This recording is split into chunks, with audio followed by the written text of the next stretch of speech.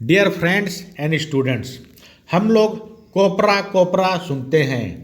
तो ये कोपरा है क्या? COPRA is nothing but consumer protection act 2019। Consumer protection act 2019 को ही कोपरा कहते हैं। दोस्तों, अब हम लोग बात करेंगे जुरिस्डिक्शन के विषय में। What is jurisdiction? जुरिस्डिक्शन का मतलब कितने अमाउंट का केस और कहाँ से फाइल कर सकते हैं। अब कंज्यूमर जहाँ रहता है या जहाँ आप काम करते हैं वहाँ से आप केस फाइल कर सकते हैं। फॉर एग्जाम्पल, आप रहते हैं झारखंड में, काम करते हैं बंगाल में, सामान आपने खरीदा दिल्ली से और उसके बाद आपका सामान खराब हो जाता है, तो अब आपको केस फाइल करने के लिए दिल्ली जाने की ज़रूरत नहीं है। अब आप जहाँ रहते हैं, जैसे झारखंड में, तो आप झारखंड के कंज्यूमर कोर्ट में केस फाइल कर सकते हैं। या आप जहाँ काम करते हैं, जैसे बंगाल में, तो आप बंगाल के कंज्यूमर कोर्ट में केस फाइल कर सकते हैं। दोस्तों, अब है अमाउंट का बात। कितने अमाउंट का केस कौन सा कंज्यूमर कोर्ट में फाइल होगा?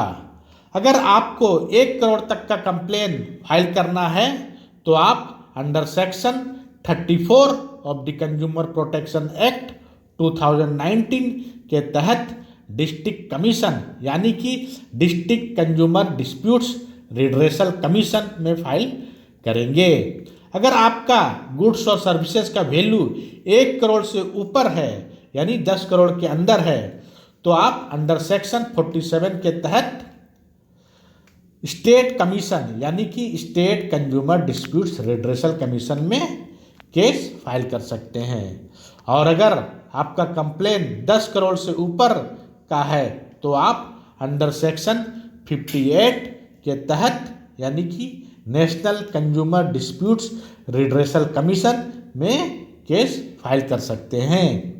तो दोस्तों, 1 करोड़ का केस डिस्ट्रिक्ट कंज्यूमर में, 1 करोड़ से 10 करोड़ का केस स्टेट कंज्यूमर में, और 10 करोड़ से ऊपर है तो नेशनल कंज्यूमर में केस फाइल कर सकते हैं।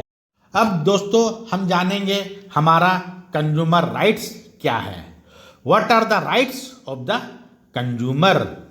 Under section 2 sub clause 9 of the consumer protection act 2019 के तहत consumer rights are number 1, the right to be protected against hazardous goods, products और सर्विसेज। जो सामान नुकसानदायक हो, हार्मफुल हो, ऐसा सामान नहीं बेचना चाहिए जो लाइफ को नुकसान करे। We should look for ISI और Agmark while purchasing goods. If there is no quality marked in them, we should inquire from the shopkeeper about the quality of goods. So it is a self-vigilant right. Number 2, the right to be informed about the quality, quantity, potency, purity, standard and price of goods. Product, सामान का पूरा जानकारी, information पूछना हमारा अधिकार है।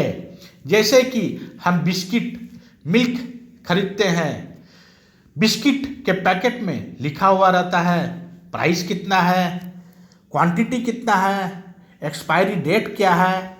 उसी तरह मिल्क का पैकेट में भी लिखा हुआ रहता है ये गाय का दूध है या भैंसी का दूध है, कितना फैट है, कितना कैलोरीज है, यह सारा जानकारी पैकेट में दिया होता है।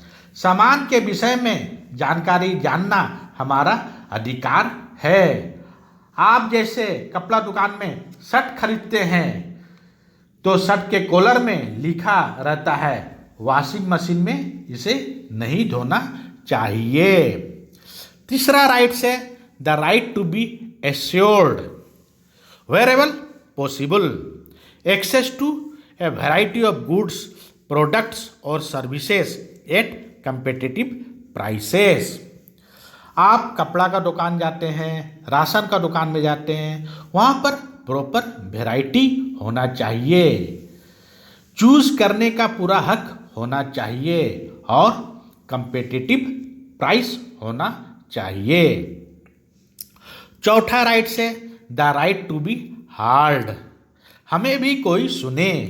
ऐसा नहीं कि कंप्लेन शिकायत करने आए तो आपको भगा दिया, हमें भी सुना जाए, हमारा प्रॉब्लम शिकायत को सुना जाए।